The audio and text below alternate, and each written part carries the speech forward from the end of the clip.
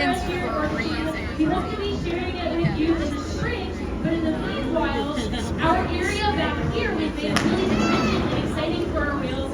Making habitats that are safe and fun for our animals is a really important part of what we do. So we're excited to share that with all of you here today. Now we're about to meet the whales. I know you guys have seen a few of them swimming around. There's two different environments that are open right now. So I know you've seen the lion and Melina hanging out in this pool more, and Tiana, who's our matriarch, she's been hanging out in the other pool a little bit more, but she's been coming out a little bit throughout the day. Now Katina, she's our matriarch, she's 47 years old. She's our oldest whale here, and her daughter is the lion, who's right in the center of the pool, and she's actually getting her teeth flushed. Or brushed, they're not really brushed, so we actually have like a little water pick situation where we get all the stuff out from the inside of your teeth. Now the leading cause of death in the wild for killer whales besides pollution, besides human interference, is tooth disease. So we want to make sure that we keep their teeth really, really clean. We flush their teeth twice a day. Oh my goodness! Are you guys getting your teeth?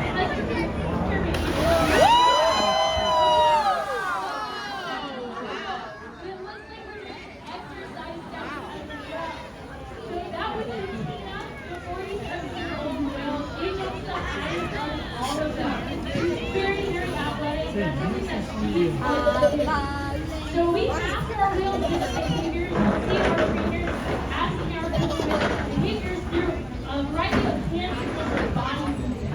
So that's how we communicate with them. And if they do the behavior,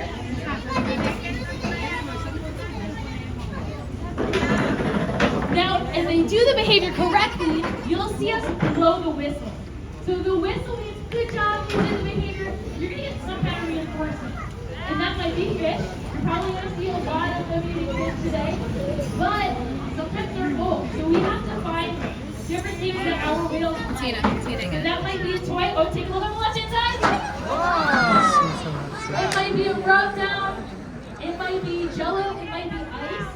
Take a look on the right hand side now. Oh my goodness. Oh, we're a little damp over here. So we have to figure out what each Tina again. likes. Oh man, No. Emily wasn't that way. So this is Katina again, she's coming around. Now to get all the fish up and out of the water, they go down to the bottom of the pool. So that part of her body between the dorsal fin and the tail flukes is called the peduncle. Wow! It's a really, really powerful part of the That one. power of using that peduncle when you're at the bottom of the pool. So this pool's 26 feet deep. And the deeper the pool, the higher they're able to get up and out of the water. All of our female killer whales, they weigh between 5,000 to 6,000 pounds. So that's a lot of weight that's coming up and out of the water. Now some of you may be feeling some of this water over the edge. Maybe feeling the face a little bit. The water is very cold. It's about 52 degrees. So killer whales do live in all oceans, but we found out 52 degrees for these guys seems to be what works for them. Now take a look at this. That's called a breach behavior. Killer whales breach for a number of reasons. It might be to communicate with each other, to startle other animals, surprise their prey, and sometimes it can be to scratch and Tina's kill. doing something. So they don't have long arms like you and I do. They can't scratch their back. So sometimes landing on the surface of the water is a way for them to reach that hard to reach spot. Okay, center of the pool, everybody.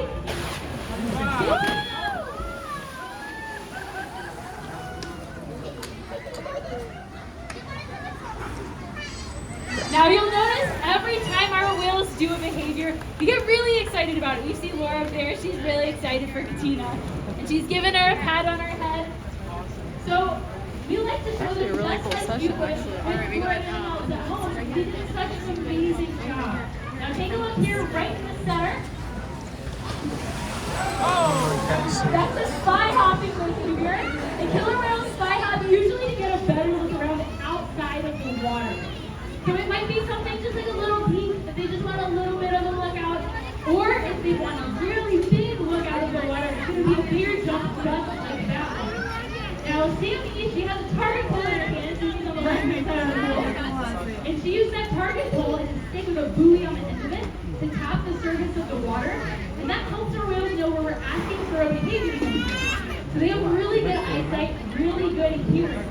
So they might see that buoy underneath the water, or they might hear it on the surface of the water.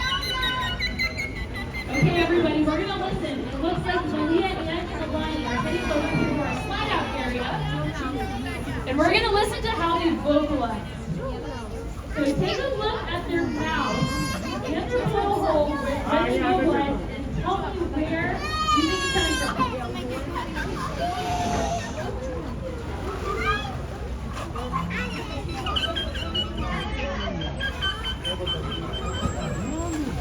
So you saw their mouth was actually closed for a lot of that. That's because those sounds come out of the blowhole on the top of their head.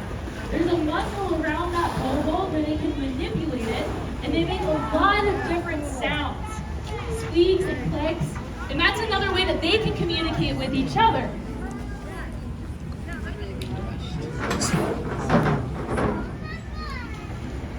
Now, killer whales, they can hold their breath for about 15 minutes. They typically don't have to. They don't typically do really deep dives, but they could if they needed to.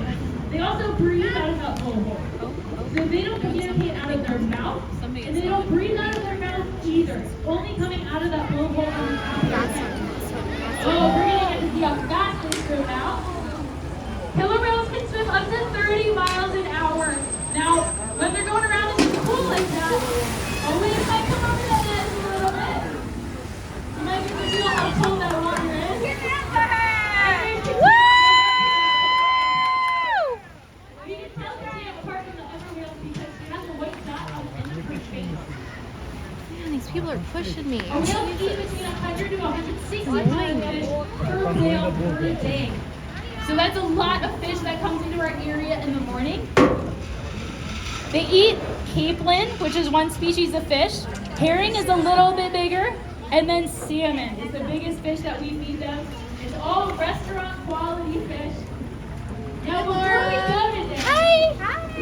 You see this lady who's walking behind me right here? She's a legend! Birthday!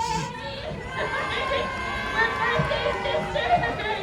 Just together.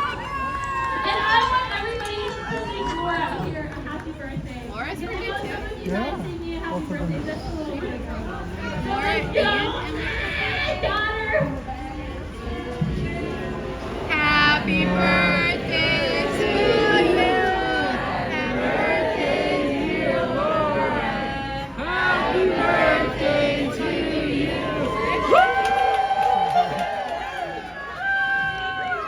So much for joining us today. We hope to see you in the spring when our renovation project is done.